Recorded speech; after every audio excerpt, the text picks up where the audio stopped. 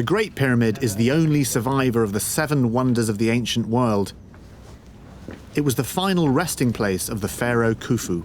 Oh, this is a tight fit.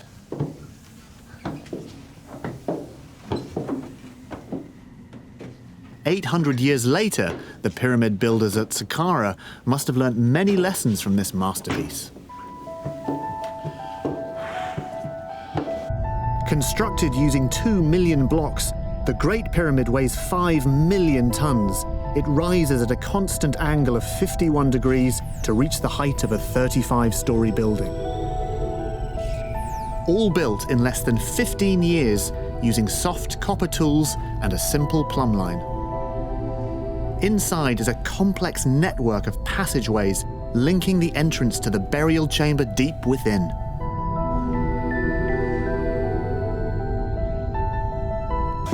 God, look at this.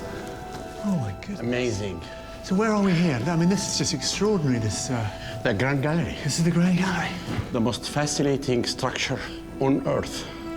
The function of the 8.5-meter high ceiling remains a mystery to this day.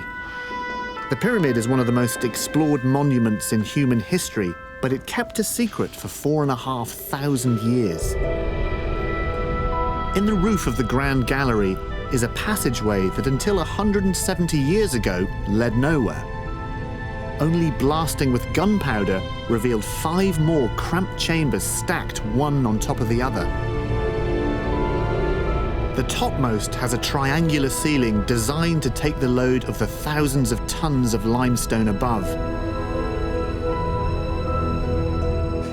Few people are allowed here these days.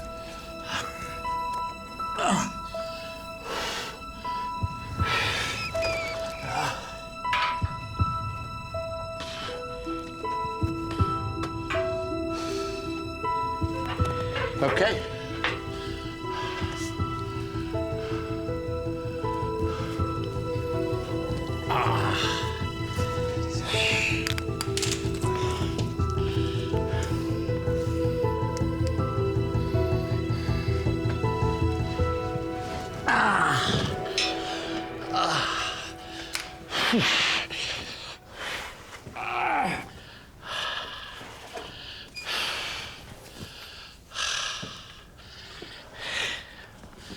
Are you here? Yep.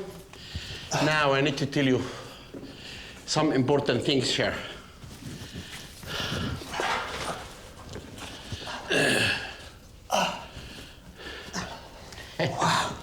Combine my left side here. You know, this is the top 5th chamber. This is the last one. The very top. Then this room has been found by English. This is the story of The people who actually, in the last 3 centuries, used to come to explore the pyramid and write their names and year and things like that. Now I'm going to take you to this big surprise here. Follow me. The graffiti in this chamber isn't all the work of intrepid explorers. Mr. Dallas, look at this. This letter in hieroglyphic means gang, and look at Simsu, means followers. Yeah. And this is the cartouche of Khufu. Then the name of the gang who built the pyramid were called the Followers Gang of Khufu. So this graffiti is 4,500-year-old graffiti? 4,500 years ago, left by the workmen who built the pyramid.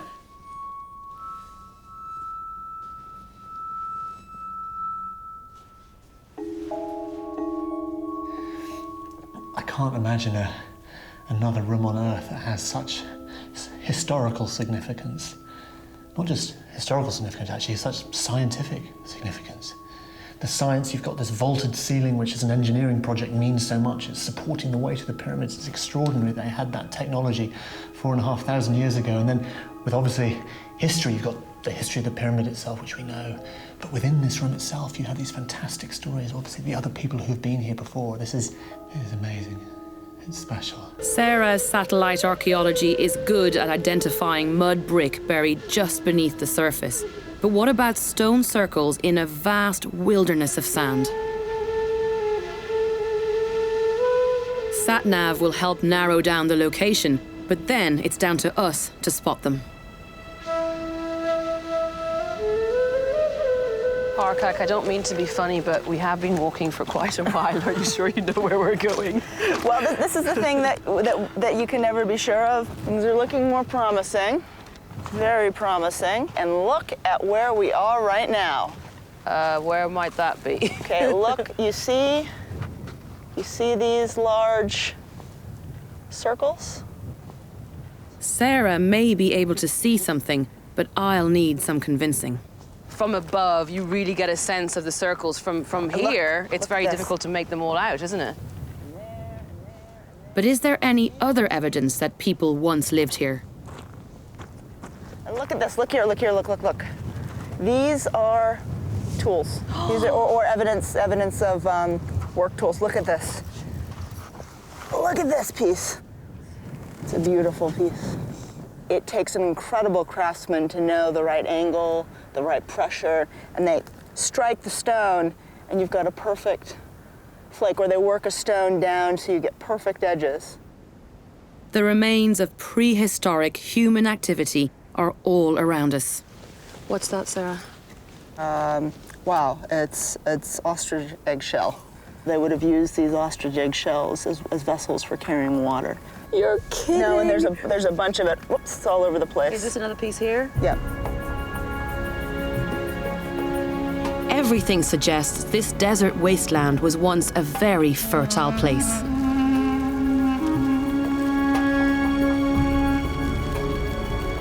In fact, for thousands of years, communities thrived in the Sahara, settling close to food sources and water that was then here in abundance.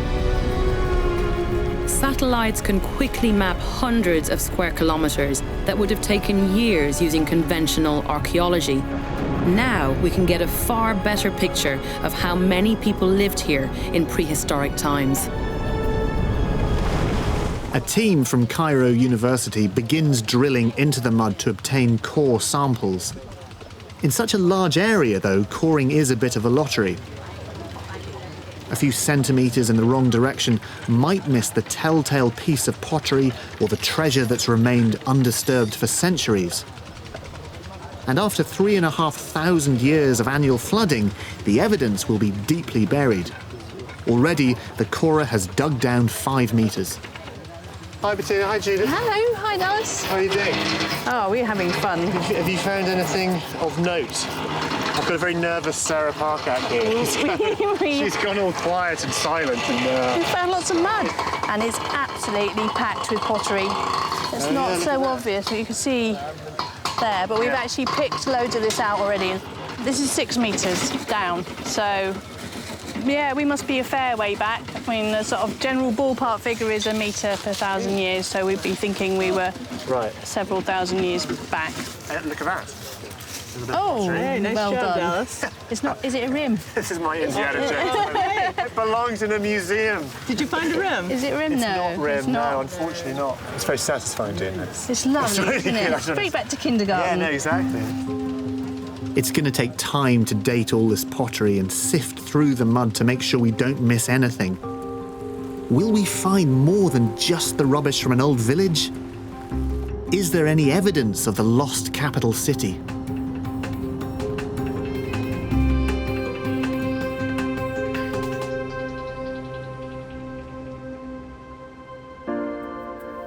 The following day, Sarah and I are back. Have they been able to find anything?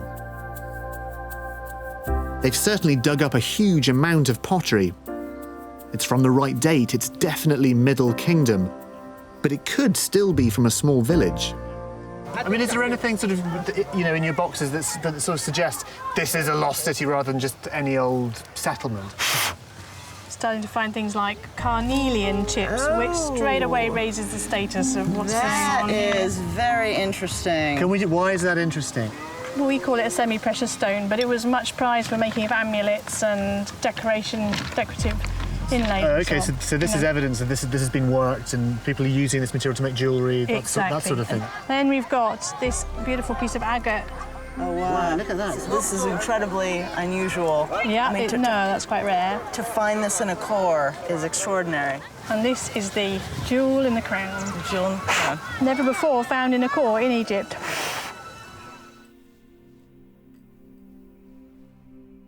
Cleopatra presented herself as the reincarnation of the goddess Isis, protector of the Egyptian throne. She has gone down in history as the beautiful Queen of the Nile. But she was also trained in rhetoric, philosophy, and the sciences, and she spoke at least 5 languages. Nepu. Chachemai. At the age of 21, Cleopatra had been sidelined by her younger brother, Ptolemy. But she was determined to rule Egypt.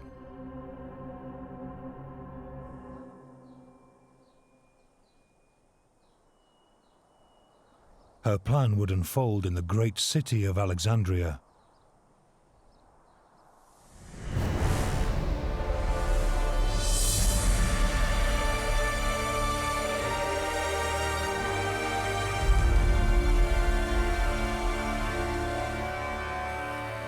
The royal city was playing host to the most powerful man in the Mediterranean world, Julius Caesar.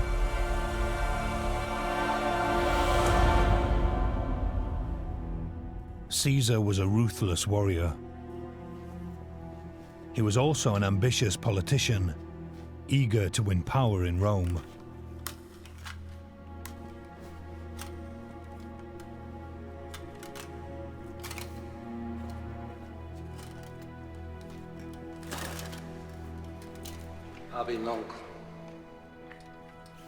Cleopatra had decided to put her fate and the fate of her country in Caesar's hands.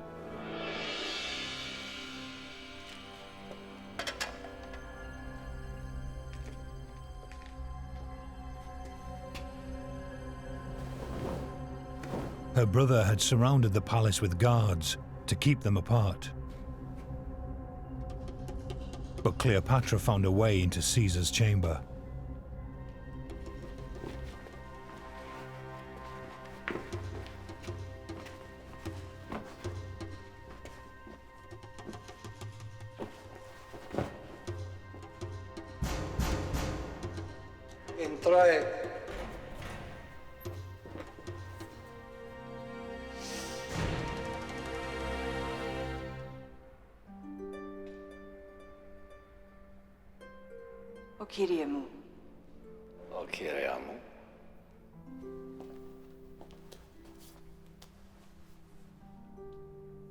According to the Roman historian Plutarch, Caesar was charmed by her wit and beauty.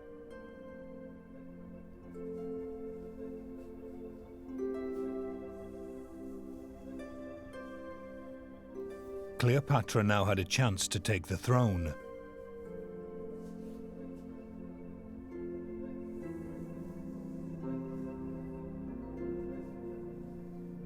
For Egypt, this was a union of 2 living gods. The great temple of Seti I. Pilgrims came here believing that Abydos was the burial place of Osiris, the Egyptian god of the dead. This area is the most sacred place in all of ancient Egypt. The burial place of the very first Egyptian kings, 5,000 years ago. What's drawn us to Abydos is the prospect of finding something that every Egyptologist secretly dreams about, an undiscovered intact royal tomb. Probably not on the scale of Tutankhamun, but you'll never know unless you look. Sarah has set up camp on the edge of Abydos's royal graveyard. It overlooks the valley in the eastern desert cliffs, known throughout ancient Egypt as the gateway to the afterlife. Sarah's hoping her satellite imagery will reveal what over 100 years of traditional archaeology has failed to uncover, one of the missing tombs of the very first kings.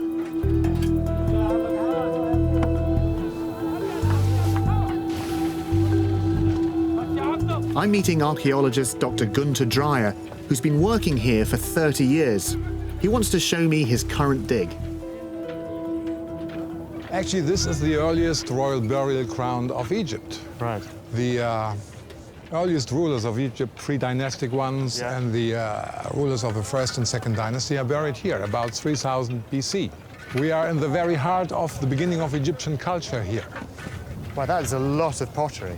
These sherds are fragments of late period offerings, because the ancient Egyptians came here by the millions and left offering vessels here. We roughly estimated all together maybe about 10 million pots. Gunter is investigating the first dynasty tomb of King Jer. It was originally excavated in the late 19th century. So how would it work? So can you just sort of take me through the layout of this? Yeah, well, there's a huge chamber with brick lining, and in the middle of that chamber there was a large wooden shrine. Right. Supported by these protruding walls, cell walls, and they also form little storerooms for equipment. Jer's tomb was once covered by a mound of earth. It was a forerunner of the pyramids.